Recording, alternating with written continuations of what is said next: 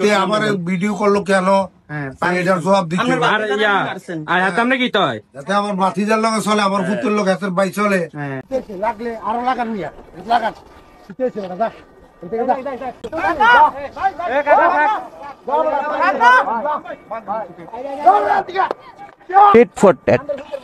আমি তারে 10টা থাপড় দিলে কি আমার প্রতিবাদ করবো ভিডিও করলো কেন তে আমি লাগল ভাইলি তার সাংবাদিক কিরি সুডামু চাচা পোল্ট্রি মেরেছে।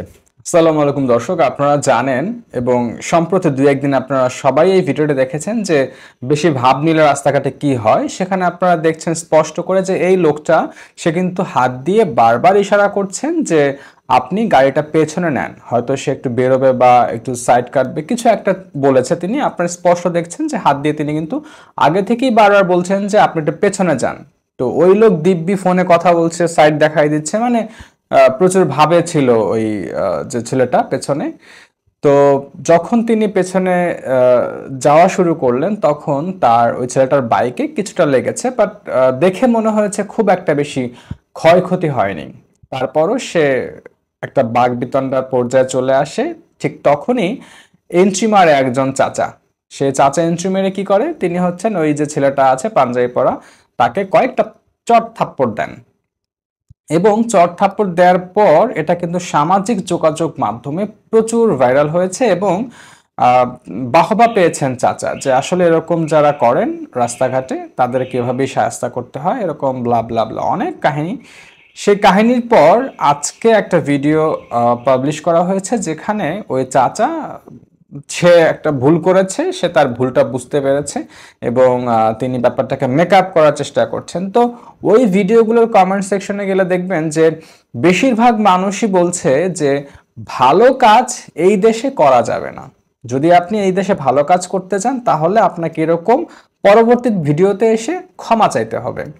তো এখানে কয়েকটা পয়েন্ট আমার কাছে মনে হয়েছে যে চাচা যদি ফেসবুক চালাতো সে হয়তো কখনোই ক্ষমাটা চাইতেন না। কেননা কারণ এই ভিডিওটা যারা যারা শেয়ার করেছেন, যারা যারা তাকে বস বলেছেন, স্যালুট দিয়েছেন, এরা অনেক বড় বড় মাপের মানুষ, অনেকেই এই কাজটা করেছেন শেয়ার করাটা। তো তাকে যে পরিমাণ মানুষ বাহবা দিয়েছেন, তাকে ইন্সপায়ার করেছেন, সেটা তিনি যদি ফেসবুক চালাতেন তাহলে তিনি যে নেগোশিয়েট করেছেন এটা তিনি করতেন না, আমার ধারণা আর কি। আপনারা দেখবেন যে সেখানে আমার কাছে মনে হয়েছে যে কাকার অনেক বয়স হয়েছে, ঠিক এই বয়সে এরকম হাঁটুর বয়সী বাচ্চাদের সাথে তার একদমই বাকবিতণ্ডা যায় না। কারণ প্রত্যেকেরই আসলে সম্মানের ভয় আছে। একটা কথা আছে না যে ছোটবেলায় আমরা বড়দেরকে ভয় পেতাম শাসনের জন্য, আর এখন আমরা ছোটদেরকে ভয় পাই তারা কখন আবার বেয়াদবি করে ফেলে। হ্যাঁ, সম্মান বাঁচাতে অনেকেই ছোটদেরকে এখনো ভয় করে, এটা হয়ে আসছে বিগত কয়েক বছর ধরে। তো সবচেয়ে বড় কথা, মানুষ কমেন্ট বক্সে একটা কথাই লিখছেন যে ভালো কাজ করলে আপনার কোনো সমাধান নাই, আপনি একটা চাপে পড়বেন। সেটাই হয়তো এখন দেখা যাচ্ছে এবং আমার মনে হয় এখন কাকা বলছেন যে ওই সাংবাদিক বলে আখ্যায়িত করেছেন যে লোককে কন্টেন্ট ক্রিয়েটর, সে আদৌ সাংবাদিকতা করে কিনা আমার জানা নেই। তবে আপনাদের একটা ধারণা আছে যে মোবাইল বা গোপ্রোতে ভিডিও করলে তিনি সাংবাদিক, এটা মোটেই না। পুলিশের ড্রেস পরলেই যেমন একজন পুলিশ হয়ে যায় না বা আইনশৃঙ্খলা বাহিনী হয়ে যায় না, সেরকম আইনশৃঙ্খলা বাহিনীর সদস্য হতে হলে তাকে অবশ্যই জব করতে হয়, জয়েন করতে হয়, আইডি কার্ড থাকে, তাই না?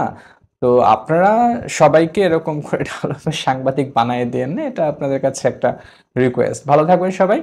অন্যায়ের প্রতিবাদ করবেন কি করবেন না আসলে আপ টু ইউ। ইন্সপায়ার করে লাভ নেই, বিপদে পড়লে আসলে পাশে কজন দাঁড়ায়। ভালো থাকবেন, আল্লাহ হাফেজ।